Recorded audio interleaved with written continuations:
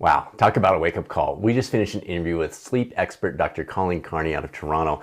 She talks us through the fact that the sleep hygiene advice that we've been hearing for, well, a really long time may not be all it's cracked up to be. But she doesn't stop there. She also takes us down the path of how can we improve our sleep? How can we address insomnia? What can we do to help other people address these things? And what resources are available to us? So as always, this is the advanced unedited video version of an episode that will hit the Catalyst Health, Wellness, and Performance Coaching podcast in the next couple of weeks. But we want to get this out to our viewers here on the YouTube coaching channel ASAP. If you're not a subscriber here already, that's an easy way to tell us you like what we're doing. So thanks for joining us. You are going to love this episode, but you're going to be surprised by it. The things that she talks through, you can tell from my expression, I'm just constantly thinking, yikes. So I hope it's helpful to you. Now let's go be a catalyst. All right. Well, Dr. Carney, sleep is such a big topic for folks that are listening here on the Catalyst Health, Wellness, Performance Coaching podcast. So we are thrilled to have you join us today. Thanks for jumping in. No problem. So right out of the gate, I was doing a lot of pre-interview prep the last week. You take a little different approach than we've heard from some of the other sleep experts we've had here on the show, like Dr. Meeta Singh. What are some of the key differences between your recommendations from maybe what our audience has heard or read in the past? Well, I don't know, because there's so much information out there, and there's also a lot of misinformation out there.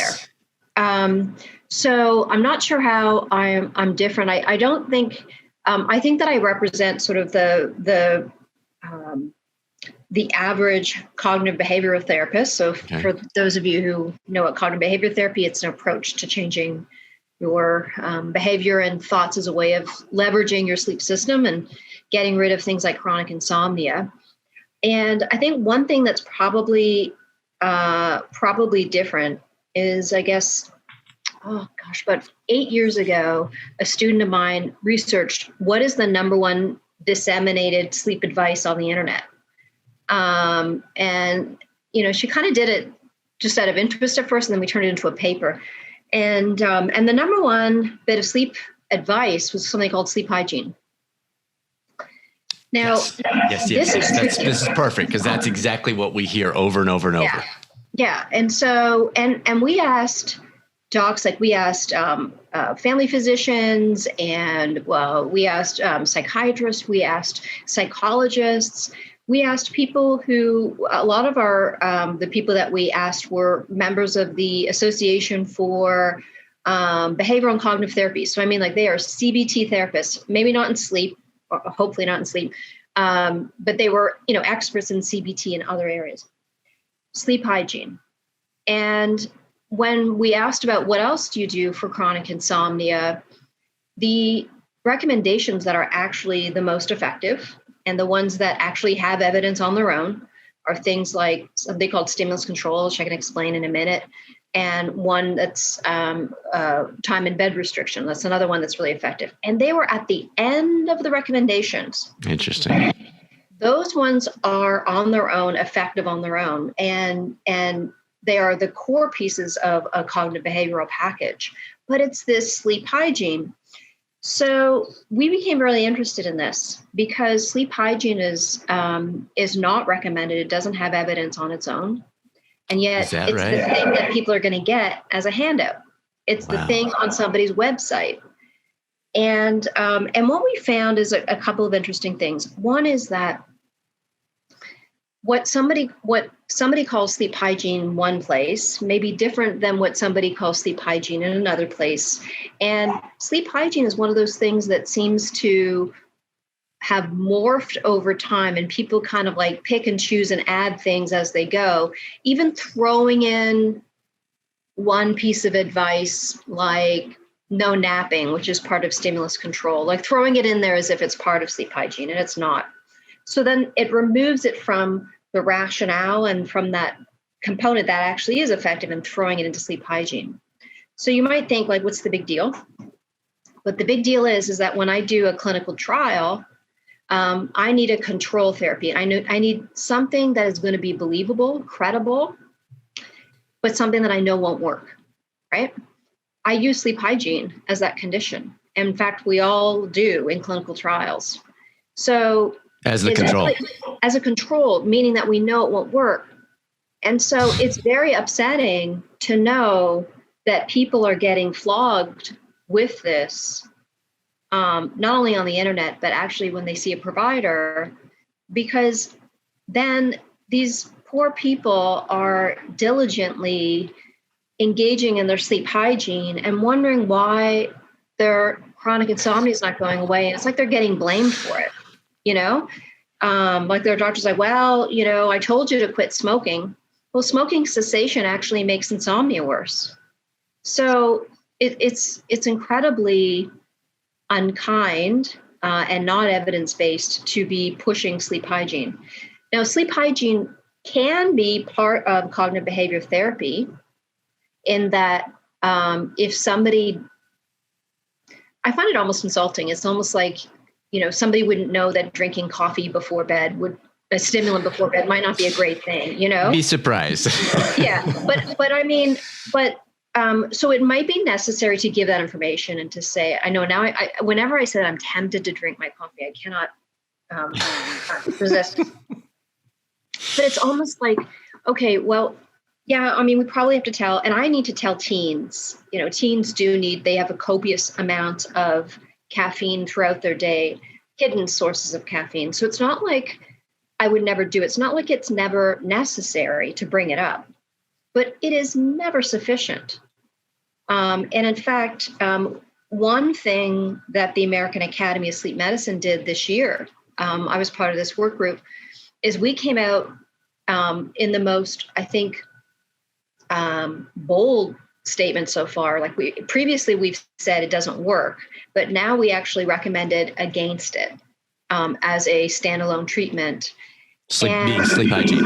Yeah, because in fact, we've called for research to see if it's harmful, even because it delays treatment. Wow. For people. And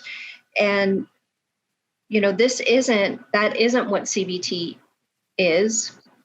And it's unfair. It's unfair for people. So I think that's one big difference is that you're never going to hear me pushing sleep hygiene. We can get into why and why doesn't it work and what is it. But I think that is one big difference. Wow. What a way to start. So let's take a step back. Some folks are saying, wait, CBT, cognitive behavioral therapy. I've heard that term. Could you explain that in a basic sense for folks that are maybe thinking, I kind of know, but I don't really understand what she's talking about? Yeah, absolutely. So cognitive behavior therapy is really it is a generic term. So we can use this approach to many different types of conditions, right? And in fact, we do, right? Yeah, it's not a sleep thing. For depression, exactly. So when I'm saying CBT, I mean specifically for chronic insomnia. And it's an incredibly brief package. So in its brief form, that's just behavior therapy. It's only 2 sessions. And in its, I'm going to shut this for Sure. You know, these dump trucks.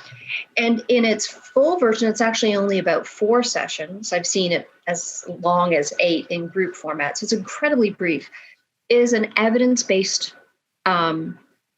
program in which you research what causes and maintains a disorder.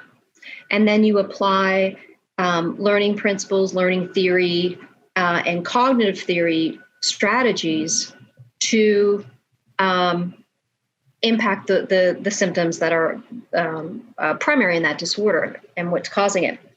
And the key part about CBT is that you don't do something that doesn't work. So it's incumbent on you to show that the package works, not only in strict clinical trials, but you also have to show that it works that's effective outside of the laboratory. So in clinics and with people who are not sleep experts, that others can deliver it. Yes. And so it's a ever changing, ever refining treatment. And I think one of the biggest misconception is when people say, "Oh, you're changing behavior and changing thoughts." I think one of the biggest misconceptions of it is that your behavior or your thinking is wrong. To me, that in the beginning, I think that's how CBT was packaged, but that is completely inconsistent with how most of us see it. I actually see it like when I meet somebody who I want to work with, we're going to collaborate together and we're going to become an expert on your particular sleep and your sleep patterns. And I have several tricks up my sleeve. And the reason why is that I'm a sleep expert. So I know about how sleep systems work. And I know that the information out there about our sleep systems is not accurate most of the time. So for example, we think that the way that our body makes up for lost sleep is by producing more sleep. That's not true at all. In fact, when our body wants to make up for lost sleep, it actually makes up by producing deeper sleep. So when people are looking for, and you would never know this from the public health, right? Get 8 hours, get 8 hours, get 8 hours. That's a myth. We don't all need 8 hours. Right. We need how much our body tells us it needs. And for some people, 8 hours is far too few. And for some people, that would be far too much. So we teach people these tricks to leverage their own sleep systems and get their sleep mechanistics, like their balancing system for making up sleep, their body clock, how to get it work for them, so that they can then get rid of the sleep problem. It's nothing they're doing wrong. There's no difference between a person with insomnia and a good sleeper in terms of their habits. We notice this many, many studies. So this finger waving at people about habits is unfair. It's inaccurate. It's not true. It's just that the person has a condition that actually creates a different physiologic environment. And so now the only way to get out of it is to do something different. So it's not like they did something wrong. They didn't. One of the primary things that happens in insomnia is called conditioned arousal. And it's a consequence of having insomnia. And so to blame someone and say that, oh, well, you've got to clean up your habits, you got to clean up your sleep hygiene, that's crap. Like that's not true. It's unfair. It's just that, why don't you leverage a sleep expert for 4 to 8 weeks and you can make a difference in the way that you sleep. And that's really what cognitive behavior therapy is. Yeah, you've used the term chronic insomnia. What point does it become chronic? Is it if it's happening twice a week and that's just life? It has to be 7 days in a row. At what point do we say now it's time?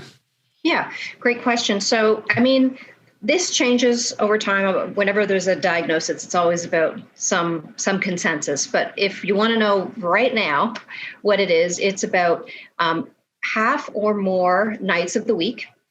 And it's been going on consistently for 3 months or more. So it's changed over time. It used to be, 6 months or more. At one point, it was 1 month or more. So I think the number of months has changed, but this idea that it's at least half the nights of the week, so you can pretty much count on it 50% of the time or greater, that you're going to have a bad night. That tells us that your body is kind of kicked into this chronic way of being that requires some adjustment to get out of it. And like I said, some of the adjustments that your body makes are really to protect yourself. So I want to give you a good example. So one of the things that's really weird, in the acute phases of insomnia, you still have something called sleepiness. And sleepiness is the propensity to fall asleep quickly. So even during the day, you might kind of doze off or you'll be able to nap. People with insomnia, as exhausted as they are, they're tired but wired. Okay. So they should be falling asleep constantly all through the day, but most of them are not. And it's because of something called hyperarousal. Hyperarousal, the upregulation of all these physiologic symptoms, is in some ways a nice thing your body does so that you can function.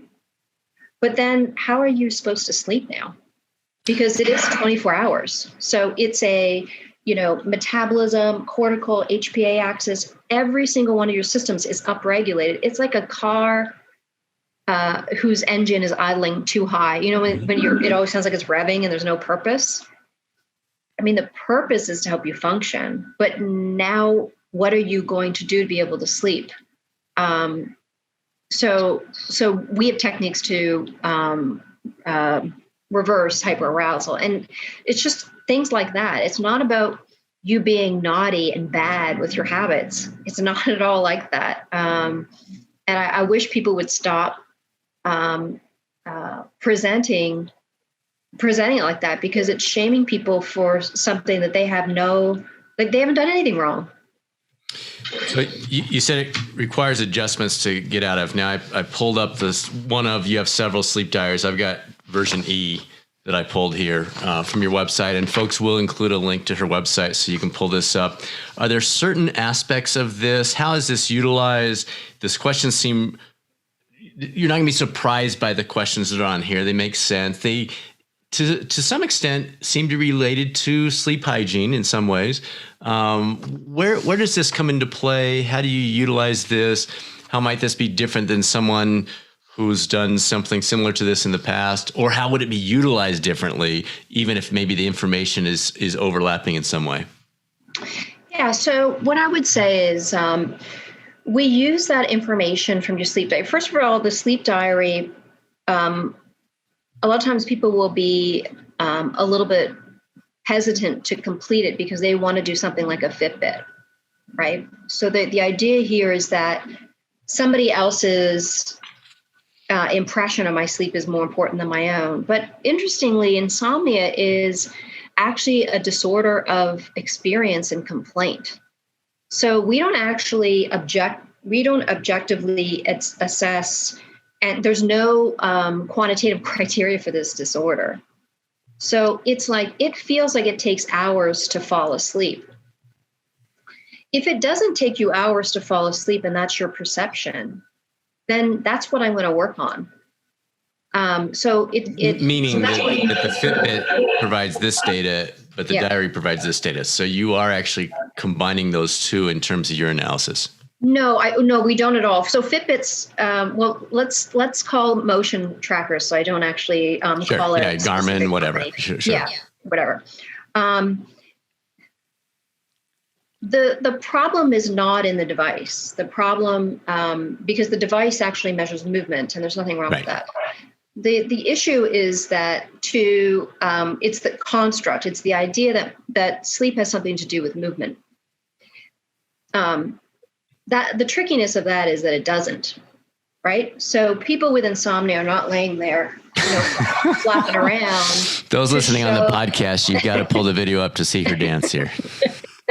It's like, at the gas station when they have the wind puppets. The big tall thing. Yeah. So that's not what is happening in insomnia. And so that's why the Fitbits have so much error associated, or not Fitbits, but motion detectors. Mm-hmm.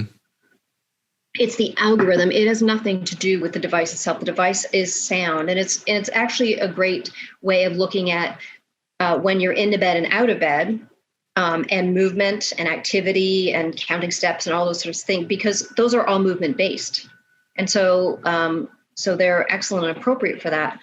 But as far as the experience of sleep, I need to understand what your experience is. So I need that diary. So what do we do in CBT? Well, I want to know how efficient your body is at producing sleep during the time at which you're in bed. So that's the core thing I want to know. So we express this as something called sleep efficiency. So what's the proportion of time that you are asleep while you're in bed?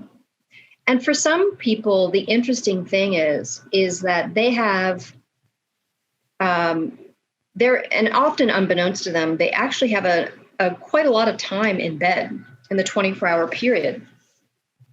And it's not really a mystery why that's happened. I mean, if you're tired all the time And if you listen, I mean, even like mom's advice, it's like, better go to bed early. You got a big day tomorrow.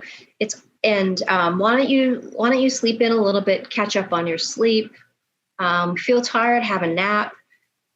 All of that translates to extra time in bed. Now, sometimes insomnia is an artifact of too much time in bed. And so you can discover that together by looking at their efficiency, right? So if you're in bed for 10 hours to produce 8, that's extremely inefficient. You've got 2 hours of wakefulness in bed. That's artificially creating insomnia because you're creating 2 hours of wakefulness, which then is way too much time. So sometimes it's a matter of just tweaking. And some people don't spend enough time in bed in the general public. And that's where we get the 8-hour push. So the idea that we all need 8 hours is because there is in society the opposite problem as well. So people who think there's time for sleep when I'm dead, right? And if you're, and some people who want to function at a really high level, they've decided to try all these wacky kind of ways to decrease sleep in the 24-hour period. And they misconstrue coping with it as being, I've adapted to it physiologically speaking. And you're not. I mean, you're going to be in an early grave. But, fine that you get to go through your day with a little bit extra time, but that doesn't mean that you're not going to be in trouble from a cardiovascular, even dementia, right. all those negative things. So, and these people not only put themselves at risk from health for health purposes, they're a drain on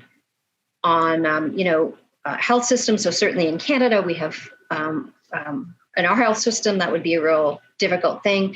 And they create car crashes that are more fatal than drunk drivers because they're sleeping while it's happening. And so there's been a push over the years to gotta get 8 hours. And it's really directed at those people. But unfortunately, it's really only people with insomnia who listen to those messages. And so they are always striving and exerting effort to produce 8 hours when they maybe are not an 8-hour sleeper, or they are getting 7.5 hours and they increase their time in bed, trying to get that elusive 8 hours, to 10 and 11 hours in bed. And then, the insomnia is getting worse and worse and worse when they're a 7.5-hour sleeper optimally. Mm. So it's tricky because we have information out there that's meant for certain groups that is always picked up by the groups that we don't really want to target. And so I always say we're always throwing people with insomnia under the bus with our public health information, because I don't disagree that people should be prioritizing sleep, but with insomnia, it's a preoccupation and over prioritizing sleep. Everything is sleep.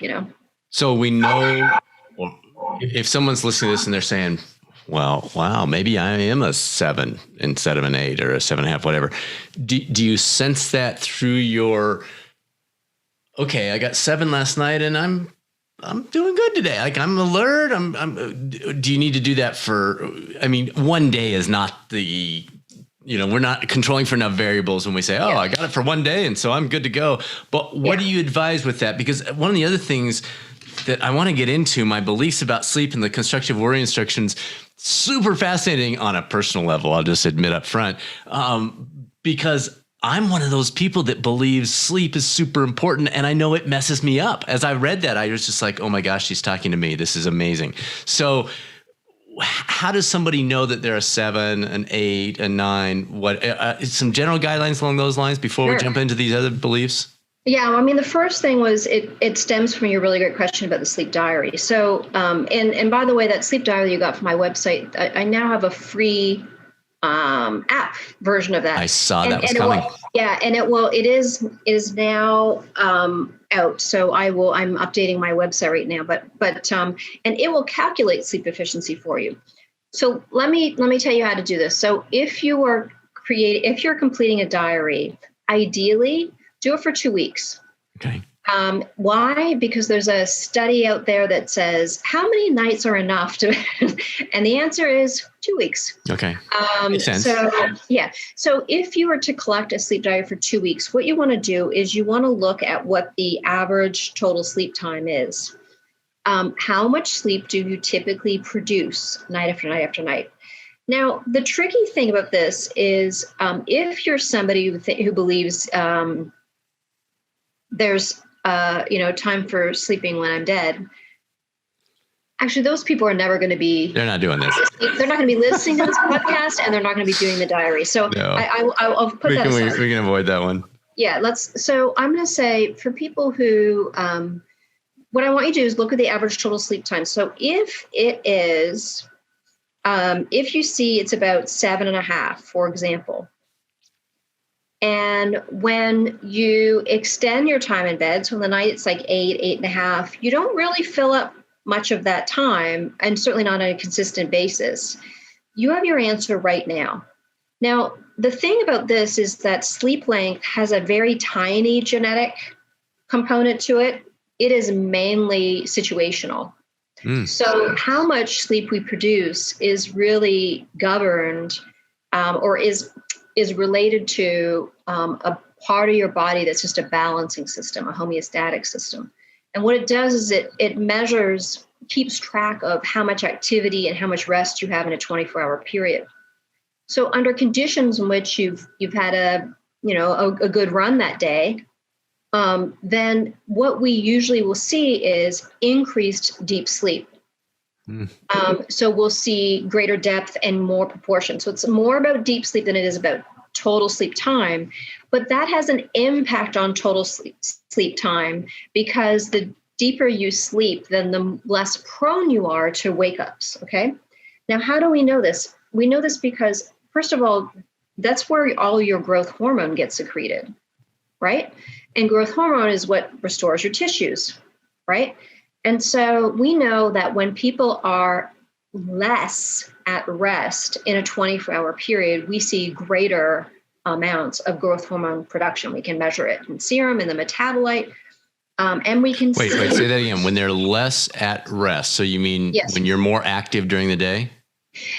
Yeah, and I said it that way because there's it's tricky. We do not have a good equation for what activity is needed to generate this. Okay. So there's no magical 10,000 steps, no intensity of heart rate, et cetera, et cetera. And I work a lot with people with depression and chronic pain and so on, and they're worried that they're never going to get deep sleep. Now, that does underlie a lot of their deep sleep problems, their decreased activity. So what we'll do is we'll try and find a manageable schedule during the day of less rest. Like that's the way we put it, right? So we're like, or active rest, right? So like you're doing something and you want to take a break. Can you take a break in a way that doesn't mean like laying down on the couch? Could you take a break mentally doing something enjoyable or going out for a walk or something that's low impact? But so yes, it is activity for sure. But even people in comas do produce trace amounts of slow wave sleep. So they do maintain a rest activity. Interesting. Activity mental. So depending on the nature of the coma and so on. So we don't know. We know that at a bare minimum, we like to track time in bed and out of bed. There's your sleep diary again. And again, that app will track that for you. So it will tell you how much time do I spend in the 24-hour period in bed. You want to look at that because if it looks more like a school kid's diary, if you see like 9-10 hours in bed, it is, don't feel ashamed about it. It's something that happens in insomnia insidiously. So it creeps in because you go to bed a little early and you hit the snooze bar a little bit more on the other end and then a nap. And so often will lose track. But it would be expecting your body to fill up 10 hours in bed with sleep night after night is kind of like going to a shoe store and saying, I'm a size 6, but give me a size 10. I want bigger feet. Right. So that it will make you don't do that. It will. I do. It makes my feet look bigger, but it doesn't work functionally. Right. So it's you're not getting the return for it. And I think that's what you want to do. So you can track for 2 weeks on a sleep diary, look at your total sleep time, look at the average. Then you also want to look at sleep efficiency, because if you're looking at the average, but the sleep efficiency is not in a healthy range. I'm going to give you some numbers.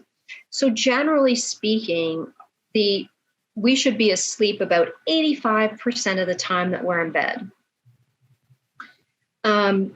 Once it gets above 90%, we actually consider that too sleepy. Makes sense. Because it means, and this is another problem in insomnia, is that people with insomnia have a tendency to marry somebody with sleep apnea. It's like, oh, and they're like, oh, well, my husband, his head hits the pillow and he's out like that and he's dead to the world all night, and that's their sleep goals. And I said, that's really scary. Because you have a goal of something that actually is it's unhealthy. It's worse than that. I mean, sleep apnea is a disorder that is associated with so many disorders downstream and early death. Yeah. So unlike insomnia, so we don't want to set that as a goal. So if your sleep efficiency is above 90% on average, then when you look at that total sleep time, what I want you to consider is I want you to prioritize putting an extra half an hour, if you can, in bed and see if your body fills it up. And if your body fills it up and your efficiency comes down more into the normal range, somewhere like 90, even 80 to 90% would be okay, then great. If you fill up that time and your sleep efficiency is still above 90%, and if you're being honest with yourself, you're always keeping busy to keep yourself from falling asleep, I would consider talking to your doctor about that. Because if sleep extension doesn't work for you, they may actually just ask you to extend again and see what happens there. There are people who are called long sleepers. And long sleepers is exactly what it sounds like. It is a clinical group who require more sleep than average. Mm-hmm. And some people convince themselves they're long sleepers, but really what it is that several times a week they like to oversleep. And then the rest of the week, they actually sleep normal amounts and it throws them off. So we're looking for people who on a regular basis can produce 10 hours. And if they get 10 hours, they're great. If they can't, then they're sleepy during the day and have a lot of difficulty. So the diary can tell you a lot, and it can help you make some adjustments. And with a behavioral sleep medicine person, they can do little experiments with you and tweak things until you're feeling at your best. Let's talk about the middle of the night thing. Mm-hmm. This seems to be a common problem, especially I'm 55. So especially for men 40, mid 40s plus, you're going to wake up regardless. There's nothing that's going to change with that. But the falling back asleep is, and I'll just personally, that's where I really struggle. I'll wake up at 2:30 and I'm not going back to sleep, like sometimes for hours. And so I'm trying to follow the typical advice. And maybe this is the sleep hygiene thing of, okay, it's been more than 20 minutes. Get out of bed, read a boring book or journal or something. Keep it quiet. Don't look at your phone. Don't pull up the computer, all those kinds of things. And sometimes that works, and a lot of times it doesn't. Any guidance for the folks that are saying, oh my gosh, yes, that's me too? So a couple of things I would think about. First of all, I'm curious why you have to do boring things and why you can't look at your phone. Well, it comes back to the sleep hygiene things as you're grinning at me here for the people watching the video. So yes, I probably don't follow the boring things concept. Usually I pull out my journal and just start putting down everything that's in my head so I can stop ruminating on it if I'm, doing the cycle thing. But I do try to avoid the phone with the whole blue light thing. And is that going to spark the melatonin? And again, from your grin, I think I'm going to get a good, interesting insight into what you say next. But I think I'm less concerned about that piece, because certainly that wouldn't help me to add those things. But is there something else going on? And maybe it comes back to, and I've got my beliefs about sleep thing. And folks, you got to pull this up. This is so interesting. It probably ties into that in some way. Because I am one of those people that says, oh man, my day's going to be brutal. I didn't sleep well. I'm having trouble falling back to sleep. Now it's 4 a.m. and I need to get up in another hour. So anyway, I'll stop blabbering. And any tips, not necessarily for me specifically, but for people in general that are struggling with that middle of the night thing. Well, I'll start with you specifically in the sense that you already have some insight into what's going on. And so a lot of times what we're doing in CBT is playing detective. And if you've already identified that when it happens to you middle of the night, it's like, oh God, there's what we call arousal. So, and it's called conditioned arousal, right? So now there's like this added element to kind of get over. The first half of the night, think of it like a relay race. The first half of the night is all that mechanism that makes up for lost sleep. So it's whether or not you've generated enough sleep drive, deep sleep drive, activity, time out of bed to be able to sustain you through the first half of the night. And then the baton gets passed to the body clock for the second half of the night. Okay, so what happens to us in middle age is sometimes we don't have enough sleep drive to sustain us to the handoff. And so we've got to lay there awake until the handoff happens. And if we're anxious or annoyed, I like to get angry. It's never happens. Then it's going to delay. It's going to interfere a little bit here. So a couple of things to keep in mind. One is I always like to look to see if anybody's going to bed too early. So I want to make sure that they fall asleep, because what can happen is there can be, the first cycle can be more like a really efficient nap, right? So we want to look at that. And then we want to make sure also that they've been sufficiently active during the day. Sometimes that's a problem in middle age because a lot of us have sedentary jobs, like we sit. But once it happens, stimulus control really made its debut in insomnia around 1970. And we didn't have phones and all this stuff, but for safety, and because this started with older adults, we started this treatment with older adults, not for middle-aged adults. And we certainly wanted them to turn lights on for safety, right? Because you don't want an old person to fall, right? That's like the worst possible scenario for them.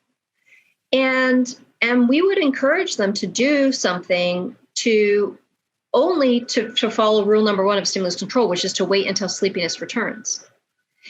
And so there was no effort or attachment to falling back, getting trying to get back into bed as soon as you could. What you do was accepting that your body wasn't ready for sleep, and let's do something.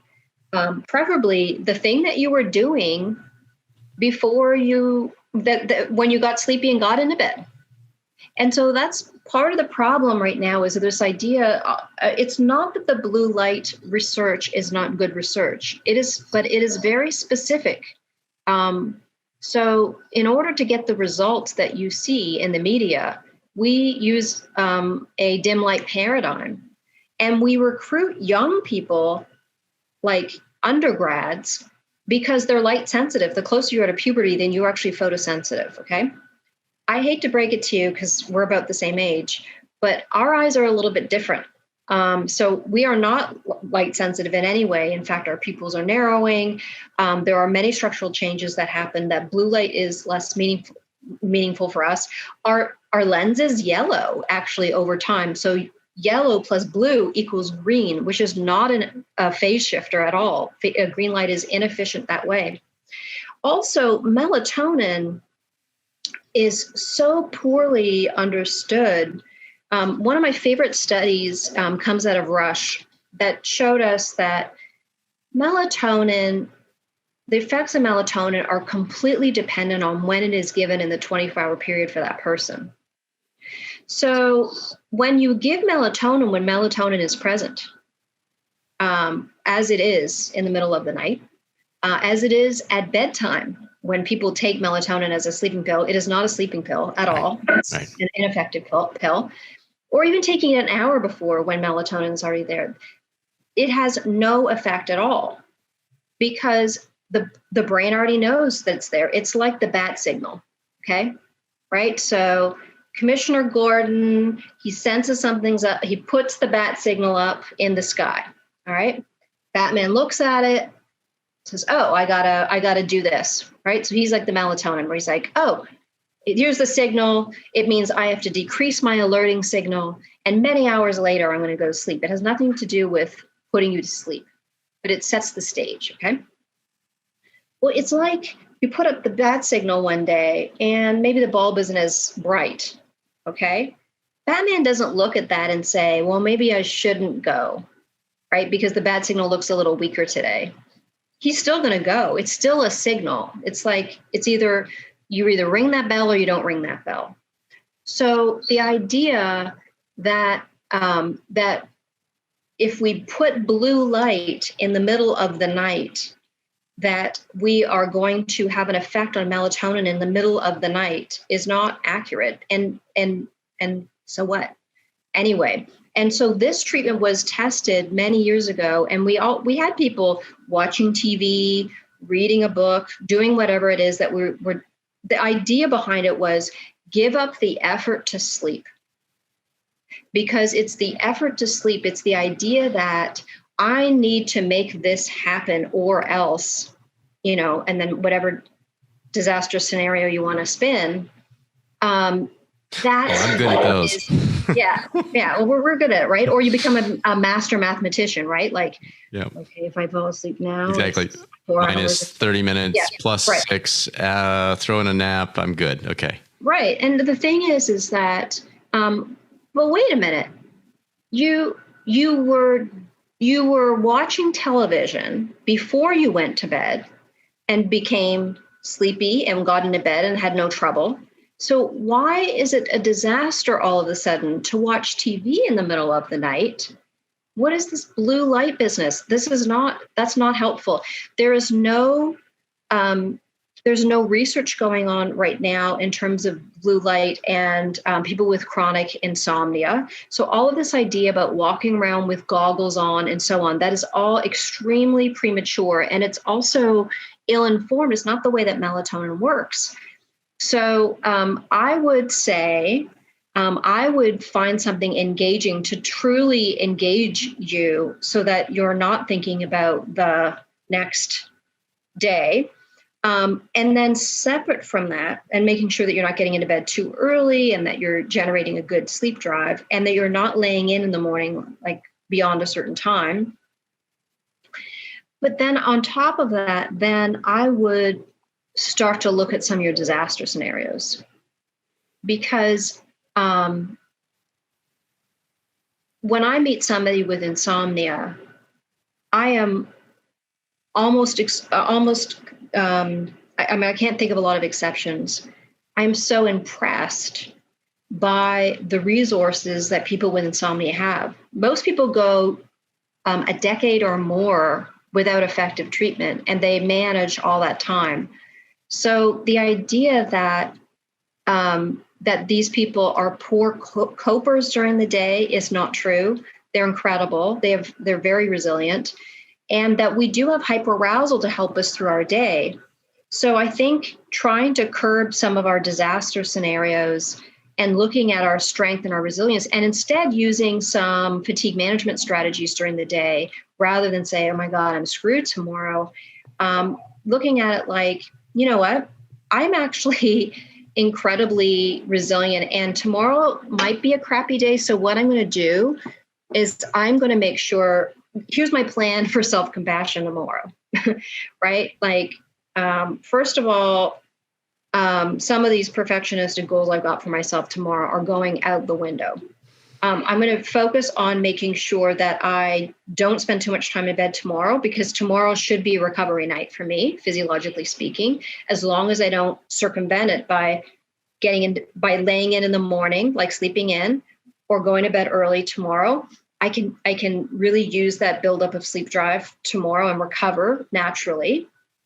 And I'm going to focus on making sure I have lots of light exposure during the day to help me feel alert.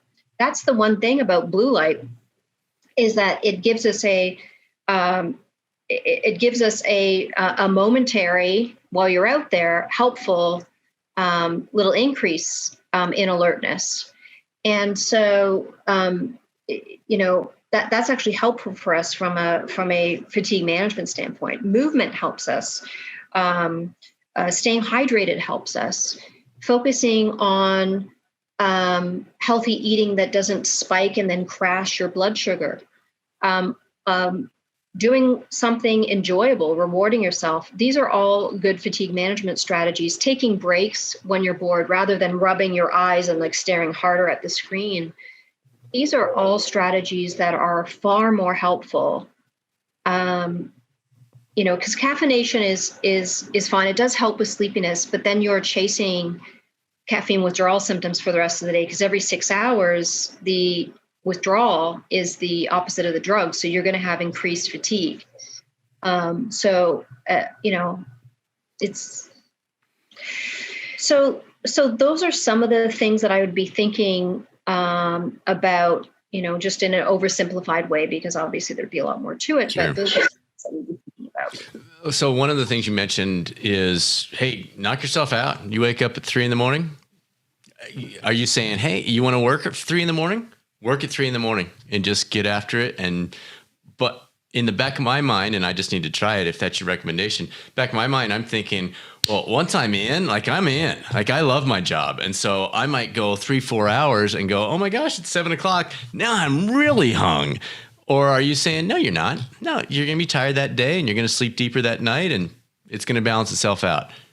I think both are true. I think that, when somebody says that they want to do work in the middle of the night, I'm a little bit suspicious about that, because I'm like, that sounds a little perfectionistic. And perfectionism is kind of like the enemy of insomnia, right? So I would want to know why, but in theory, I have no problem with that, right? Like in theory, you can do whatever you want and then just bank it and then go ahead. What I don't want are people lying in bed, tossing and turning and being frustrated and trying to fall asleep. If you don't believe me, try it and see what result you get. Sure. But really, I don't have a lot of rules for what people want to do during the night. If they're going to do something that specifically keeps them up, I'm curious why. So my teens always pick things that they know will be engaging. And so I want to know why. And it's usually that they kind of have a lower sleep IQ than I want. Like I want them to have more of an understanding of that's a health behavior. If you're doing work to try to tire yourself out or bore yourself, I don't love that, because then that's sleep effort. Sure. And if you're doing work to, again, it's like perfectionism. It's just kind of keeping yourself wired, like, oh, I've got to get more and more done. I don't love that. But if it's something that you enjoy doing, I mean, like during the middle of the night are usually where I have all my guilty pleasures. If I wake up, then I'm going to reward myself with something that I don't usually watch. And because the irony is I won't get very far into it. because I'm no longer thinking about, well, what if I don't fall asleep, or what if, or like, oh, I only have 4 hours. It's like, oh, look, like Star Wars is on. I'm very excited. And then, out you go. Okay. So I don't have a lot of rules for that.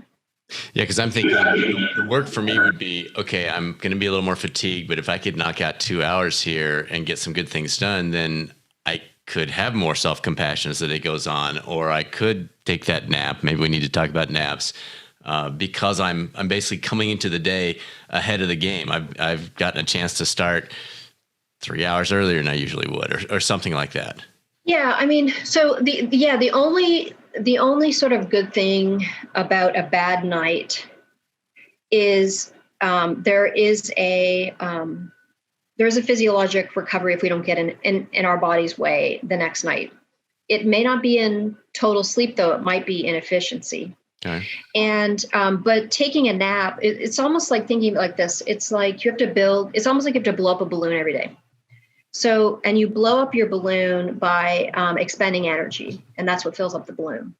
And you want your balloon to be nice and full and taut by the time you get into bed. And the letting go of the balloon is associated with the production of deep sleep and growth hormone. If you take a nap, you're letting go of the balloon. So, you are inhibiting the recovery that night to some extent. So, naps are really good outside of the context of insomnia. So for somebody who is sleepy, or who has something to do post nap from a performance point of view, whether it be a speech or a good workout or whatever, hey, absolutely, like that's a performance enhancer. And good sleepers can do that, because the hit that you take at night, most good sleepers don't notice the loss of slow wave sleep they get that night, because we're not that attuned. But for somebody with insomnia, it's probably going to be the difference between being awake for hours or not. So I say naps are like cupcakes. Nothing wrong with a cupcake, but cupcakes in the context of diabetes takes on a different. So that's why naps in the context of insomnia, no. Naps any other, then it's a cost benefit analysis. And for people who are sleep deprived, like shift work, sleep apnea, whatever, during the day, very important to use them when they feel sleepy. And you can think of them as a performance enhancer for people. If you're just an average sleeper, you always nap for sleepiness to get rid of the feeling of sleepiness. You never nap for sleep, because naps are never good for sleep. But again, like if I had to give an evening talk, I would always nap, because I'm an early bird. So giving a talk in the evening is hard for me. So bottom line, for that person that wakes up middle of the night, knock yourself out, do whatever you want. Don't limit yourself to the 20-minute rule or whatever. Just do it. And when you're sleepy, go back to bed. And if that's 3 hours, it's 3 hours, but probably that night you'll recycle. If it's 20 minutes, awesome. But don't force it is a big part of your point. Yeah. Beautifully put. And I always put it down to sleep effort, right? So if I ask the difference between a good sleeper and a poor sleeper, it's all about effort. So if I ask a good sleeper, I want you to teach me how to sleep well, they'll laugh and they'll say, I'm like, shut your eyes. But a poor sleeper will give me a long list of like, well, you get your sleep mask out, and then you like have your blackout blinds, and you have whales that are singing to each other on a CD, and you've taken your melatonin, right? And it's like, okay, but none of it, like you're a crappy sleeper. So how is that? Sleep is effortless, right? And so it's really about having good habits that set the stage from a health perspective. Right. And it's the same thing in terms of eating and all of those sorts of things. It's like when we get into extremes, we get into trouble. Right. So it's really, let's get back to basics here. For little kids, we make sure that they have enough outside time, that they're active, they have a regular schedule, and they have a wind down before bed. I couldn't give you more perfect advice than that. And it works for kids, but we think we outgrow it, and we get in the way. And sleep effort is one of the main things that gets in the way. I think my wife called you before this interview. She's going to miss those really cool sleep blue light blocking glasses that I wear every night. She's like, those are so sexy, honey. You gotta keep wearing those even if they don't work. Well, maybe you should. Just to keep the spice alive. That's right. All right. There are 1,000 other things we need to talk about, and everyone listening is going, wait, don't stop yet. Is there but we're up against the time here. We got just a few minutes left. Is there anything that you'd like to throw out there? Something I haven't asked about, something that people are really confused about that we haven't brought up in the conversation? You've covered so many great things here, but I don't want to tie a ribbon on without you getting a chance to stick your finger into the ribbon before we tie it. Well, I like that we were able to talk about sort of, thinking like a little kid about sleep. But what I will say, though, is for those of you who are suffering from chronic insomnia, so you heard yourself in our definition earlier, that there is absolutely help out there. So there's different ways of doing it. There are CBT books that are helpful and digital therapy. But there's also, for those of you who want to Google the Society for Behavioral Sleep Medicine, there are provider lists of people who do this. You might be able to find a coach in your area if you do a search for CBT in your area, because a lot of us work in training people to be able to deliver this. So I don't want people to think that they can't get treatment. Also, if you're somebody who has another sleep disorder like sleep apnea or narcolepsy, and you could use help adjusting to the treatments, the medical treatments that are associated with those disorders, that people like me can help you adjust. So whether it be getting a different type of device or, working with you on some of your beliefs about, oh my God, I feel like Darth Vader in this mask and no one's ever going to want to sleep with me or whatever. That somebody like me who works in behavioral sleep medicine would be happy and qualified to work with you. So there is help out there. Beautiful. Beautiful. And everyone, just to clarify, it's CBT, not CBD. We're going to have a lot of people like, cool, I'm getting my cannabis going now.